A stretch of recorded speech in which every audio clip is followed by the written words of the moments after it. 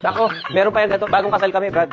Hindi, bagong lipat. Tama ba? Bagong lipat. So, ako nagmamaneho. Hindi ako marunong mag- Hindi siya nag-grocery pala. Okay. Nakatira ako So, sa Bulacan. nasa SNR kami. Oh. Di ba sa SNR, malalaki yung mga... Trolleys, yes. Trolley, ganun. Nakaka-anim na kami. Sabi ko, magbukas ba tayo ng mini-stamp? Sabi niya, bakit ang dami nito? 200,000 yata. So, ilan lang kayo doon nung panahon na yun? Anim lang kami? 200,000 Mga lang. ganun, ang grocery to. Yung Kahit hindi ko kailangan. tissue paper. Oo. Ang dami. Rolyo talaga. O, ilan matatay dito?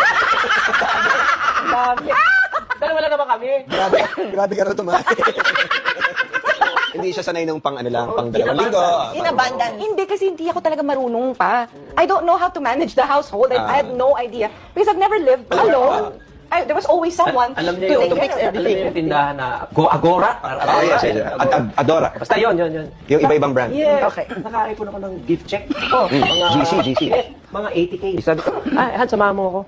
Dami akong GC eh. Sabi nung tindera, "Sir, kumain muna kayo kasi medyo matagal 'to, itatali pa namin." Pagdating nung tindera, magkano yung sukli ko? Kasi 80K. Sir, ang bilyo po 300K. Sabi ko, ha? Sandali lang. Bakit naging ganyan yan? Tinipid-tipid ko. So, sobra pa. Binabutan ko.